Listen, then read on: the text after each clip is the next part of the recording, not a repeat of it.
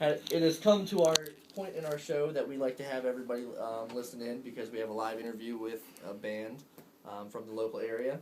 Today's Reverb Nation Artist of the Day is Screams and Whispers. How you guys doing? Good. Great.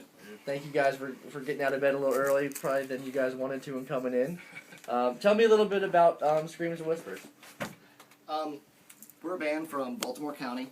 We've been together collectively for about 2.5 years at this point. Rob's been with us about, I guess, a year and a half now or so. Yep. So Rob's the drummer. Rob's our drummer. Okay. I'm Kyle, lead vocals, guitar. Tom, lead guitar. I'm Jason. I play bass. And he's rocking the acoustic bass over here. Very pretty instrument. I like it. Big Red. I like it. Big Red. So you guys have been around for, you said, just over a little 2 years? About 2.5 years. Okay. Something like that. What's some of the stuff you guys have been able to do in the 2 years you guys have been around? We've done a lot. This band formed out of a band that Jason and Tom had already established, Okay. and I came in as the replacement singer after they had lost some members. I had just moved up from Florida. So we initially hit the ground running and immediately went in and started trying to do some light demo recording and playing as many shows as we possibly could. We got to play a lot of places like the Wrecker and Towson and Right. Pretty much all your Baltimore hotspots. Started establishing a fan base, but then we lost our original drummer, and we took a bit of a hiatus. Rob killed him. Took him out. Yeah, it was actually funny because we lost him shortly after Rob came and saw us for the first time. See? So Yeah. yeah. I made him an offer you couldn't refuse. Right. So we were, took a little bit of a hiatus. It took us a little bit of time to get things reworked after that.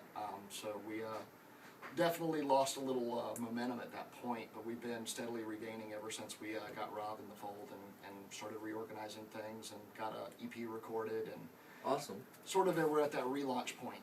So you guys play a lot of Baltimore shows because that's pretty much where you're from. Do you guys play any other locations for the most part? Are you trying to expand? What are you guys trying to do with the location base?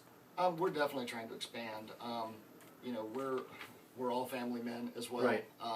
For those of us who can't see us, we're not the youngest guys in the world as far as some local bands go. They're in all their about 80s, and you just Yeah, don't we're all realize in it our at 80s. home. So we're all family guys. So we do have to balance home life as well. Right, all our kids absolutely. and whatnot. But yeah, we're definitely trying to expand. We want to get down in D.C., Virginia area. We already do a lot of stuff up in northern Maryland, playing a lot of the wineries and things up there. We've got a good relationship with one of the wineries up there, and we play several times every summer with them. And Okay.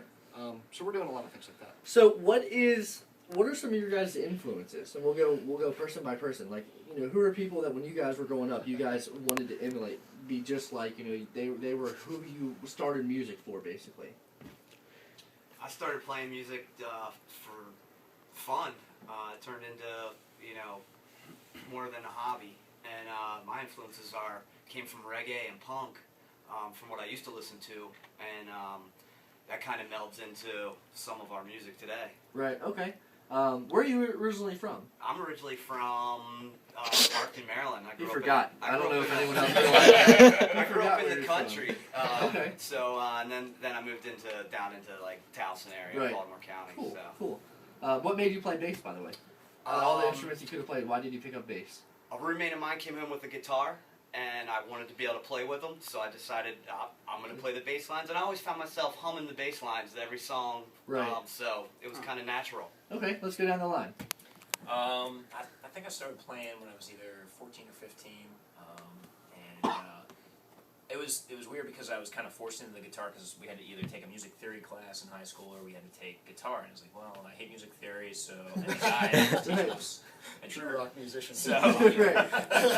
so I was like, I'll try guitar. I was starting to get into music more at that time, and then just fell in love with it and been playing ever since. And probably biggest influence is 90s rock and Alice in Chains, Soundgarden, all that kind of stuff.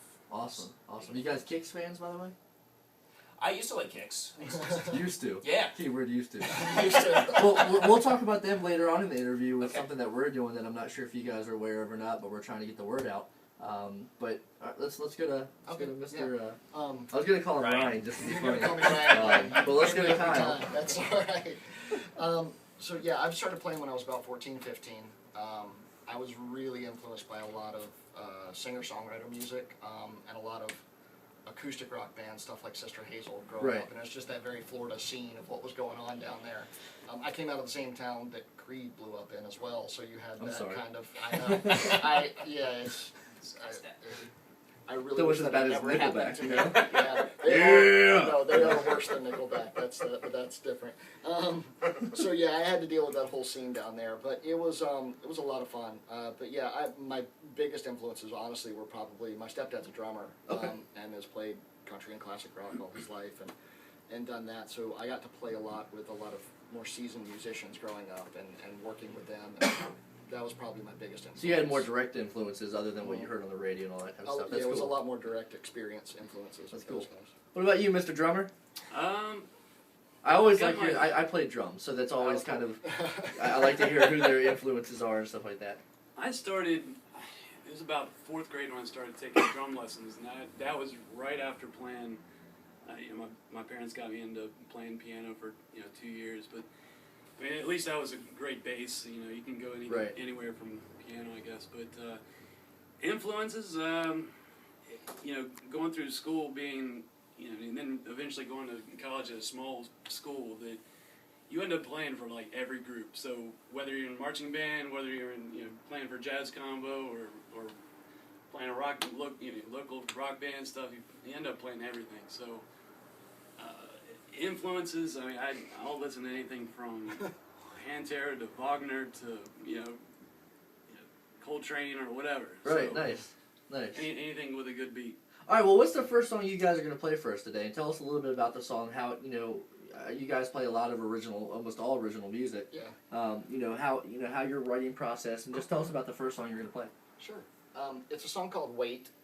It's actually an older song that I had written back with a previous band, but had never really done anything with it, never made it out of the rehearsal room, essentially, with that band. There was an early demo version of it recorded, but I got together with these guys with it, and kind of basically just brought them a shell, never let them hear any of the original influences, and wanted to see what their spin on it was as we started developing it. And it turned into just a really good, I don't know how to say it, it's just an upbeat, fun rock song. But the whole song lyrically is about having a conversation with fate and basically saying that I don't want to wait for whatever you have in store for me. Cool. So who's the main? There's always that one main writer. Would that be you? There's actually two. Two for you There's guys. there's very much two for us. It's me and Tom. Okay. We definitely it's about 50-50 really on who brings what to the practice room originally as a shell of a song. But we always find ourselves, one of us comes in with a shell and then the band finishes it. Okay. Well, Wait is what you're going to play first, right? Yep. Let's go ahead and get ready for that. For everybody at home, while you guys are getting ready.